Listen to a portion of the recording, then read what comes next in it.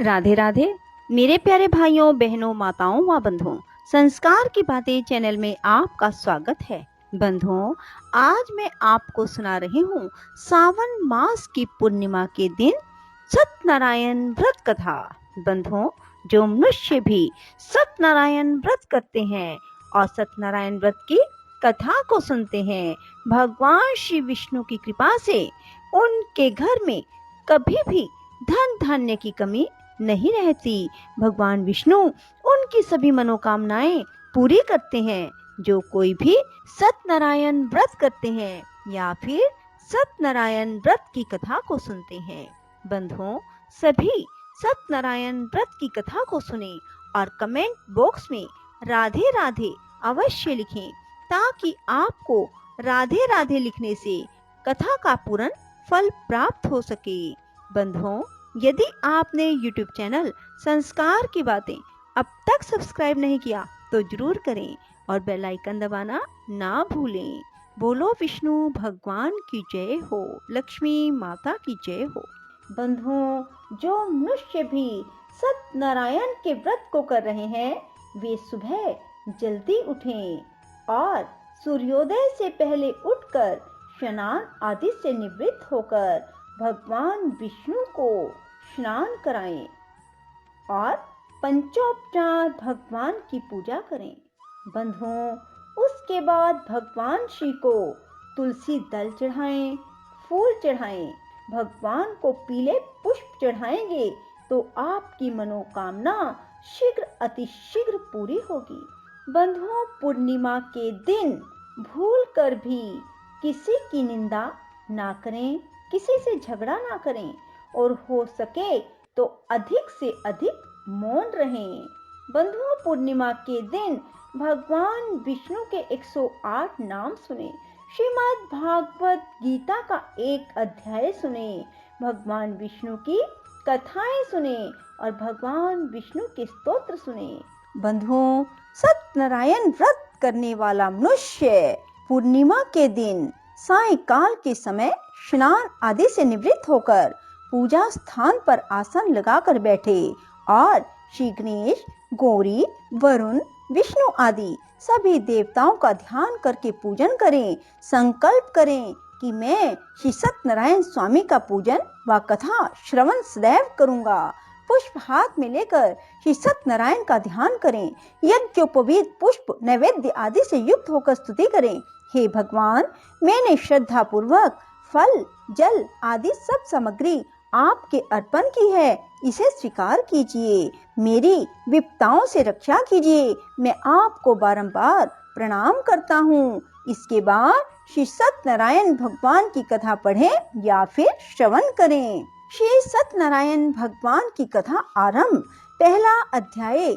एक समय नैमिषारण्य तीर्थ में शौनक आदि 88,000 ऋषियों ने श्री सूत जी से पूछा, हे प्रभु, इस कलयुग में वेद विद्या रहित मनुष्यों को प्रभु भक्ति किस प्रकार मिलेगी? इसका उद्धार कैसे होगा? हे मुनिश्रेष्ठ, कोई ऐसा तप कहिए जिसमें थोड़े समय में पुण्य प्राप्त हो और मन वांछित फल भी मिले। वह कथा सुनने की हमारी प्रबल इच्छा है। सर्वशास्त्र ज्ञाता श्री सूत जी बोले, हे वैष्णवों में पूज्य, आप सब ने प्राणियों के हित की बात पूछी है। अब मैं उस श्रेष्ठ व्रत को आप लोगों से कहूँगा, जिस व्रत को नारद जी ने श्री लक्ष्मी नारायण भगवान से पूछा और श्री लक्ष्मीपति ने मुनि श्रेष्ठ नारद जी से कहा। यह कथा ध्यान से सुनो। एक समय योगी राज नारद जी दूसरों के हित की इच्छा से अनेक लोकों में घूमते हुए मृत्यु लोक में यहाँ पहुँचे। यहाँ अनेक योनियों में जन्मे हुए प्राय सभी मनुष्यों को अपने कर्मों द्वारा अनेकों दुखों से पीड़ित देखकर विचार करने लगे, किस यत्न के करने से निश्चय ही मानवों के दुखों का नाश हो सकता है। ऐसा मन में सोचकर भगवान नारद विष्णु लोक को गए। वहाँ श्वेत वर्ण और 4 भुजाओं वाले देवों के ईश नारायण का, जिनके हाथों में शंख, चक्र, गदा और पद्म थे, वर माला पहने हुए थे, देख कर स्तुति करने लगे। हे भगवान, आप अत्यंत शक्ति से संपन्न हैं। मन वाणी भी आपको नहीं पा सकती। यदि आपका आदि मध्य अंत नहीं है निर्गुण स्वरूप सृष्टि के कारण भक्तों के दुखों को नष्ट करने वाले हो, आपको नमस्कार है। नारद जी से इस प्रकार की स्तुति सुनकर विष्णु भगवान बोले, हे मुनि, आपके मन में क्या है? आपका किस काम के लिए आगमन हुआ? निसंकोच कहो। तब नारद मुनि बोले, मृत्यु लोक में सब मनुष्य जो अनेक योनियों में पैदा हुए हैं, अपने अपने कर्मों के द्वारा अनेक प्रकार के दुखों से दुखी हो रहे हैं। हे नाथ, मुझ पर दया रखते हो तो बताइए कि उन मनुष्यों के सब दुख थोड़े से ही प्रयत्न से कैसे दूर हो सकते हैं? श्री भगवान जी बोले, नारद, मनुष्यों की भलाई के लिए तुमने बहुत अच्छी बात पूछी है। जिस काम के करने से मनुष्य मोह से छूट जाता है, वह मैं कहता हूँ, सुनो। बहुत पुण्य देने वाला, स्वर्ग मृत्यु लोक दोनों में दुर्लभ यह उत्तम व्रत है। आज मैं प्रेम वश होकर तुमसे कहता हूँ, श्री सत्यनारायण भगवान का यह व्रत अच्छी तरह विधान पूर्वक संपन्न करके मनुष्य तुरंत ही यहाँ सुख भोग कर मरने पर मोक्ष को प्राप्त होता है। श्री भगवान के वचन सुनकर नारद मुनि बोले, उस व्रत का फल क्या है? क्या विधान है? किसने यह व्रत किया है? किस दिन यह व्रत करना चाहिए? हे भगवान, मुझसे विस्तार से कहो। भगवान बोले, दुख शोक आदि को दूर करने वाला यह व्रत सब स्थानों पर विजय प्राप्त करने वाला है। भक्ति और श्रद्धा के साथ किसी भी दिन मनुष्य श्री सत्यनारायण की शाम के समय ब्राह्मणों और बंधुओं के साथ धर्म परायण होकर पूजा करे। भक्ति भाव से नैवेद्य केले का फल, घी, दूध और गेहूं का चूरन सवाया लेवे। गेहूं के अभाव में साठी का चूरन, शक्कर अथवा गुड़ ले भक्ति भाव से भगवान को अर्पण करे। बंधु बांधवों सहित ब्राह्मणों को भोजन कराए, पश्चात स्वयं भोजन करे। रात्रि में नृत्य गीत आदि का आयोजन कर श्री सत्यनारायण भगवान का स्मरण करता हुआ समय व्यतीत करे। इस तरह व्रत करने पर मनुष्य की इच्छा निश्चय पूरी होती है। विशेषकर कली काल में मृत्यु लोक पर यही मोक्ष का सरल उपाय है। इति श्री सत्यनारायण व्रत कथा का प्रथम अध्याय संपूर्णम। ओम हरे राम राम राम हरे हरे, हरे कृष्ण कृष्ण कृष्ण हरे हरे। दूसरा अध्याय।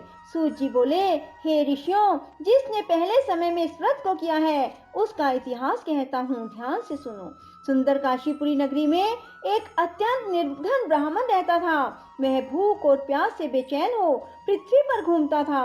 ब्राह्मणों से प्रेम करने वाले श्री भगवान ने ब्राह्मण को दुखी देखकर बूढ़े ब्राह्मण का रूप धारण कर उसके पास जा आदर के साथ पूछा, हे विप्र, तुम नित्य ही दुखी होकर पृथ्वी पर क्यों घूमते हो? हे श्रेष्ठ ब्राह्मण, यह सब मुझसे कहो, मैं सुनना चाहता हूँ। ब्राह्मण बोला, मैं निर्धन ब्राह्मण हूँ, भिक्षा के लिए पृथ्वी पर फिरता हूँ। हे भगवान, यदि आप इससे छुटकारे का उपाय जानते हो तो कृपा करो। वृद्ध ब्राह्मण बोला, श्री सत्यनारायण भगवान मनवांछित फल देने वाले हैं, इसलिए हे ब्राह्मण, तू उनका पूजन कर, जिसके करने से मनुष्य सब दुखों से मुक्त होता है। ब्राह्मण को व्रत का सारा विधान बतलाकर बूढ़े ब्राह्मण का रूप धारण करने वाले श्री सत्यनारायण भगवान अंतर्ध्यान हो गए। जिस व्रत को वृद्ध ब्राह्मण ने बतलाया है मैं उसको करूंगा। यह निश्चय करने पर उस वृद्ध ब्राह्मण को रात में नींद नहीं आई। वह सवेरे उठकर श्री सत्यनारायण भगवान के व्रत का निश्चय कर भिक्षा के लिए चल दिया। उस दिन उसको भिक्षा में बहुत धन मिला, जिससे बंधु बांधवों के साथ उसने श्री सत्यनारायण का व्रत किया। उसके करने से वह विप्र सब दुखों से छूटकर अनेक प्रकार की संपत्तियों से युक्त हुआ। उस समय से वह विप्र हर मास व्रत करने लगा। इस तरह सत्यनारायण भगवान के व्रत को जो मनुष्य भी करेगा वह सब पापों से छूटकर मोक्ष को प्राप्त होगा। आगे जो पृथ्वी पर सत्यनारायण भगवान का व्रत करेगा वह मनुष्य सब दुखों से छूट जाएगा। इस तरह नारद जी से नारायण का कहा हुआ यह व्रत मैंने तुमसे कहा। हे विप्रो, अब मैं और क्या कहूँ? ऋषि बोले, हे मुनीश्वर, संसार में इस विप्र से सुनकर किस किसने इस व्रत को किया, हम सब सुनना चाहते हैं। इसके लिए हमारे मन में श्रद्धा है। सूत जी बोले, हे मुनियों, जिसने इस व्रत को किया वह सब सुनो। एक समय यह वृद्ध ब्राह्मण धन और ऐश्वर्य के अनुसार बंधु बांधवों के साथ व्रत करने को तैयार हुआ। उसी समय एक लकड़ी बेचने वाला बूढ़ा आदमी आया और बाहर लकड़ियों को रखकर विप्र के मकान में गया। प्यास से दुखी लकड़हारा उनको व्रत करते देखकर विप्र को नमस्कार कर कहने लगा, आप यह किसका पूजन कर रहे हैं? इस व्रत को करने से क्या फल मिलता है? कृपा करके मुझे भी बताओ। ब्राह्मण ने कहा, सब मनोकामनाओं को पूरा करने वाला यह श्री सत्यनारायण भगवान का व्रत है। इनकी कृपा से मेरे यहाँ धन धान्य आदि की विधि हुई है। विप्र से इस व्रत के बारे में जानकर लकड़हारा बहुत प्रसन्न हुआ। भगवान का चरणामृत ले भोजन करने के बाद अपने घर को गया। लकड़हारे ने अपने मन में इस प्रकार संकल्प किया कि आज ग्राम में लकड़ियां बेचने से जो भी धन मिलेगा उसी से मैं श्री सत्यनारायण देव का उत्तम व्रत करूंगा। यह मन में विचार कर वह बूढ़ा आदमी लकड़ियां अपने सिर पर रखकर जिस नगर में धनवान लोग रहते थे ऐसे सुंदर नगर में गया। उस रोज वहां उसे उन लकड़ियों का दाम पहले दिनों से चौगुना मिला। तब वह बूढ़ा लकड़हारा दाम ले अति प्रसन्न होकर पके केले की फली, शक्कर, घी, दुग्ध, दही और गेहूं का चूरन इत्यादि श्री सत्यनारायण भगवान के व्रत की कुल सामग्रियों को लेकर अपने घर गया। फिर उसने अपने भाइयों को बुलाकर विधि के साथ भगवान जी का पूजन और व्रत किया। उस व्रत के प्रभाव से वह बूढ़ा लकड़हारा धन पुत्र आदि से युक्त हुआ और संसार के सुख भोग कर बैकुंठ को चला गया। इति श्री सत्यनारायण व्रत कथा का 2वां अध्याय संपूर्णम। ओम हरे राम राम राम हरे हरे, हरे कृष्ण कृष्ण कृष्ण हरे हरे। 3वां अध्याय। सूत जी बोले, हे श्रेष्ठ मुनियों, अब आगे की कथा कहता हूँ, सुनो। पहले समय में उल्का मुख नाम का एक बुद्धिमान राजा था। वह सत्य वक्ता और जितेंद्रिय था। प्रतिदिन देव स्थानों पर जाता, गरीबों को धन देकर उनके कष्ट दूर करता था। उसकी पत्नी कमल के समान मुख वाली सती साध्वी थी। भद्रशिला नदी के तट पर उन दोनों ने श्री सत्यनारायण भगवान का व्रत किया। उस समय वहाँ एक साधु वैश्य आया। उसके पास व्यापार के लिए बहुत सा धन था। वह नाव को किनारे पर ठहराकर राजा के पास आया। राजा को व्रत करते देखकर विनय के साथ पूछने लगा, हे राजन, भक्ति युक्त चित्त से यह आप क्या कर रहे हैं? मेरी सुनने की इच्छा है, तो आप मुझे बताइए। राजा बोला, हे साधु, अपने बांधवों के साथ पुत्र आदि की प्राप्ति के लिए एक महाशक्तिमान सत्यनारायण भगवान का व्रत व पूजन किया जा रहा है। राजा के वचन सुनकर साधु आदर से बोला, हे राजन, मुझसे इसका सब विधान कहो। मैं भी आपके कथन अनुसार इस व्रत को करूंगा। मेरे भी कोई संतान नहीं है, इससे निश्चय ही होगी। राजा से सब विधान सुन व्यापार से निवृत्त हो वह आनंद के साथ घर गया। साधु ने अपनी पत्नी से संतान देने वाले उस व्रत का समाचार सुनाया और कहा, जब मेरे संतान होगी तब मैं इस व्रत को करूंगा। साधु ने ऐसे वचन अपनी पत्नी लीलावती से कहे। एक दिन उसकी पत्नी लीलावती पति के साथ आनंदित हो संसारिक धर्म में प्रवृत्त होकर श्री सत्यनारायण भगवान की कृपा से गर्भवती हो गई। 10वें महीने में उसके एक सुंदर कन्या का जन्म हुआ। दिनों दिन वह इस तरह बढ़ने लगी जैसे शुक्ल पक्ष का चंद्रमा बढ़ता है। कन्या का नाम कलावती रखा गया। तब लीलावती ने मीठे वचनों में अपने पति से कहा, जो आपने संकल्प किया था भगवान का व्रत करूंगा, अब आप उसे करिए। साधु बोला, प्रिय, कन्या के विवाह पर करूंगा। इस प्रकार अपनी पत्नी को आश्वासन दे वह नगर को गया। कलावती पितृगृह में वृद्धि को प्राप्त हो गई। साधु ने जब नगर में सखियों के साथ अपनी पुत्री को देखा तो तुरंत ही दूत को बुलाकर कहा, पुत्री के वास्ते कोई सुयोग्य वर देख कर लाओ। साधु की आज्ञा पाकर दूत कंचन नगर पहुंचा और वहां पर खोजकर देखभाल करके लड़की के लिए सुयोग्य वनिक पुत्र को ले आया। उस सुयोग्य लड़के को देखकर साधु ने अपने बंधु बांधवों सहित प्रसन्नचित्त हो अपनी पुत्री का विवाह उसके साथ कर दिया। किंतु दुर्भाग्य से विवाह के समय भी उस व्रत को करना भूल गया। तब श्री भगवान क्रोधित हो गए और शाप दिया कि तुम्हें दारुण दुख प्राप्त होगा। अपने कार्य में कुशल साधु बनिया जामाता सहित नावों को लेकर व्यापार करने के लिए समुद्र के समीप स्थित रतनसारपुर नगर में गया और वहां दोनों ससुर जमाई चंद्रकेतु राजा के उस नगर में व्यापार करने लगे। एक दिन भगवान सत्यनारायण की माया से प्रेरित कोई चोर राजा का धन चुरा कर भागा जा रहा था किंतु राजा के दूतों को आता देखकर चोर ने घबराकर भागते हुए राजा के धन को वहीं नाव में चुपचाप रख दिया जहां वो ससुर जमाई ठहरे हुए थे। चोर भाग गए। जब दूतों ने उस साधु वेश्य के पास राजा के धन को रखा देखा तो दोनों को बांध कर ले गए और प्रसन्नता से दौड़ते हुए राजा के समीप जाकर बोले, यह दो चोर हम पकड़ कर लाए हैं, देख कर आज्ञा दे। तब राजा की आज्ञा से उनको कठिन कारावास में डाल दिया गया और उनका धन छीन लिया। सत्यनारायण भगवान के श्राप द्वारा उनकी पत्नी भी घर पर बहुत दुखी हुई। घर पर जो धन रखा था चोर चुरा कर ले गए।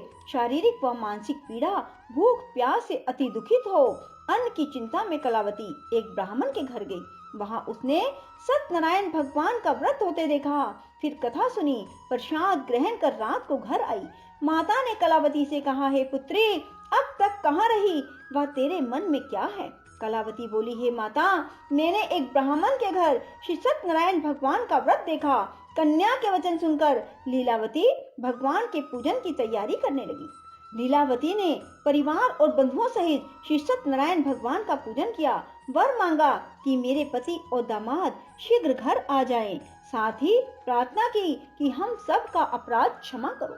सत्यनारायण भगवान उस व्रत से संतुष्ट हो गए और राजा चंद्रकेतु को स्वप्न में दर्शन देकर कहा, हे राजन, दोनों वेश्यों को प्रातः ही छोड़ दो और उनका सब धन जो तुमने ग्रहण किया है दे दो, नहीं तो मैं तेरा धन, राज्य, पुत्र आदि नष्ट कर दूंगा। राजा से ऐसे वचन कहकर भगवान अंतर्ध्यान हो गए। प्रातः काल राजा चंद्रकेतु ने सभा में अपना स्वप्न सुनाया। फिर दोनों वणिक पुत्रों को कैद से मुक्त कर सभा में बुलाया। दोनों ने आते ही राजा को नमस्कार किया। राजा मीठे वचनों से बोला, हे महानुभावों, भावीवश ऐसा कठिन दुख प्राप्त हुआ, अब तुम्हें कोई भय नहीं। ऐसा कहकर राजा ने उनको नए नए वस्त्र आभूषण पहनाए। उनका जितना धन लिया था उससे दुगना धन देकर आदर से विदा किया। दोनों वैश्य अपने घर को चल दिए। इतिश्री सत्यनारायण व्रत कथा का तृतीय अध्याय संपूर्ण। ओम हरे राम राम राम हरे हरे, हरे कृष्ण कृष्ण कृष्ण हरे हरे। चौथा अध्याय। सूत जी बोले, वैश्य ने मंगलाचार करके यात्रा आरंभ की और अपने नगर को चला। उनके थोड़ी दूर निकलने पर दंडी वेशधारी श्री सत्यनारायण भगवान ने उनसे पूछा, हे साधु, तेरी नाव में क्या है? अभिमानी वणिक हंसता हुआ बोला, हे दंडी, आप क्यों पूछते हो? क्या धन लेने की इच्छा है? मेरी नाव में तो बेल और पत्ते भरे हैं। वेश्य का कठोर वचन सुनकर भगवान ने कहा, तुम्हारा वचन सत्य हो। दंडी ऐसा कहकर वहां से दूर चले गए। कुछ दूर जाकर समुद्र के किनारे बैठ गए। दंडी के जाने पर वेश्य ने नित्य क्रिया करने के बाद नाव को ऊंची उठी देखकर अचंभा किया। नाव में बेल पत्ते देखकर मूर्छित हो जमीन पर गिर पड़ा। फिर मूर्छा खुलने पर अत्यंत शोक प्रकट करने लगा। तब उसका दामाद बोला, आप शोक ना करें, यह दंडी का श्राप है, अतः उनकी शरण में चलना चाहिए, तभी हमारी मनोकामना पूरी होगी। दामाद के वचन सुन वह दंडी के पास पहुंचा और अत्यंत भक्ति भाव से नमस्कार करके बोला, मैंने जो आपसे असत्य वचन कहे थे उनको क्षमा करो। ऐसा कहकर महान शोकातुर हो रोने लगा। तब दंडी भगवान बोले, हे वणिक पुत्र, मेरी आज्ञा से बार बार तुम्हें दुख प्राप्त हुआ है, तू मेरी पूजा से विमुख हुआ। साधु बोला, हे भगवान, आपकी माया से ब्रह्मा आदि भी आपके रूप को नहीं जानते, तब मैं अज्ञानी कैसे जान सकता हूँ? आप प्रसन्न होइए, मैं समर्थ्य के अनुसार आपकी पूजा करूंगा, मेरी रक्षा करो। पहले के समान नौका में धन भर दो। उसके भक्ति भाव वचन सुनकर प्रसन्न हो उनकी इच्छा अनुसार वर देकर अंतर्ध्यान हो गए। तब उन्होंने नाव पर आकर देखा कि नाव धन से परिपूर्ण है। फिर वह भगवान सत्यनारायण का पूजन कर साथियों सहित अपने नगर को चला। जब अपने नगर के निकट पहुंचा तब दूत को घर भेजा। दूत ने साधु के घर जा उसकी स्त्री को नमस्कार कर कहा, साधु अपने दामाद सहित इस नगर के समीप आ गए। लीलावती और कलावती उस समय भगवान का पूजन कर रही थी। ऐसा वचन सुन साधु की स्त्री ने बड़े हर्ष के साथ सत्यदेव का पूजन कर पुत्री से कहा, मैं अपने पति के दर्शन को जाती हूँ, तू कार्य पूर्ण कर शीघ्र आ जाना। परंतु कलावती व्रत एवं प्रसाद छोड़कर पति के पास चली गई। प्रसाद की अवज्ञा के कारण सत्यदेव रुष्ट हो गए। उसके पति को नाव सहित पानी में डुबो दिया। कलावती अपने पति को ना देखकर रोती हुई जमीन पर गिर गई। इस तरह नौका को डूबा हुआ और कन्या को रोता देख साधु दुखित हो बोला, हे प्रभु, मुझसे या मेरे परिवार से जो भूल हुई है उसे क्षमा करो। उसके दीन वचन सुनकर सत्यदेव प्रसन्न हो गए और आकाशवाणी हुई, हे साधु, तेरी कन्या मेरे प्रसाद को छोड़कर आई है, इसलिए इसका पति अदृश्य हुआ है। यदि वह घर जाकर प्रसाद खाकर लौटे तो उसे पति अवश्य मिलेगा। ऐसी आकाशवाणी सुनकर कलावती ने घर पहुंचकर प्रसाद खाया, फिर आकर पति के दर्शन किए। इसके बाद साधु ने बंधु बांधवों सहित सत्यदेव का विधि पूर्वक पूजन किया। इस लोक का सुख भोग कर अंत में स्वर्ग लोक को गया। इति श्री सत्यनारायण व्रत कथा का 4th अध्याय संपूर्ण। ओम हरे राम राम राम हरे हरे, हरे कृष्ण कृष्ण कृष्ण हरे हरे। 5वां अध्याय। सूत जी बोले, हे ऋषियों, मैं और भी कथा सुनाता हूँ, सुनो। प्रजा पालन में लीन तुंगध्वज नाम का एक राजा था। उसने भी भगवान का प्रसाद त्याग कर बहुत दुख पाया। एक समय वन में जाकर वन्य पशुओं को मारकर बड़ के वृक्ष के नीचे आया। वहां उसने ग्वालों को भक्ति भाव से बांधवों सहित श्री सत्यनारायण का पूजन करते देखा। राजा देखकर भी अभिमानवश वहां नहीं गया, ना नमस्कार किया। जब ग्वालों ने भगवान का प्रसाद उसके सामने रखा तो वह प्रसाद त्याग कर अपनी नगरी को चला गया। वहां उसने अपना सब कुछ नष्ट पाया तो जान गया कि यह सब भगवान ने किया है। तब वह विश्वास कर ग्वालों के पास दोबारा गया और विधि पूर्वक पूजन कर प्रसाद खाया। सत्यनारायण देव की कृपा से सब कुछ पहले जैसा हो गया। फिर दीर्घकाल तक सुख भोग कर मरने पर स्वर्ग लोक को गया। जो मनुष्य इस परम दुर्लभ व्रत को करेगा या कथा को सुनेगा, भगवान की कृपा से उसे धन धान्य की प्राप्ति होगी। निर्धन धनी बंधी बंधन से मुक्त होकर निर्भय हो जाता है। संतानहीनों को संतान की प्राप्ति होती है और सभी मनोरथ पूर्ण होकर अंत में वैकुंठ धाम को जाता है। जिन्होंने पहले इस व्रत को किया, अब उनके दूसरे जन्म की कथा सुनो। वृद्ध शतानंद ब्राह्मण ने सुदामा का जन्म लेकर मोक्ष पाया। उल्कामुख नाम का राजा दशरथ होकर वैकुंठ को प्राप्त हुआ। साधु नाम के वैश्य ने मोर ध्वज बनकर अपने पुत्र को आरे से चीरकर मोक्ष को प्राप्त किया। महाराज तुंगध्वज ने स्वयं भू होकर भगवान में भक्ति युक्त कर्म कर मोक्ष को प्राप्त किया। इति श्री सत्यनारायण व्रत कथा का 5वां अध्याय संपूर्णम। राधे राधे, जय श्री कृष्ण। बंधुओं, यदि आपको हमारी वीडियो पसंद आए तो इसे लाइक करें और शेयर भी जरूर करें। धन्यवाद।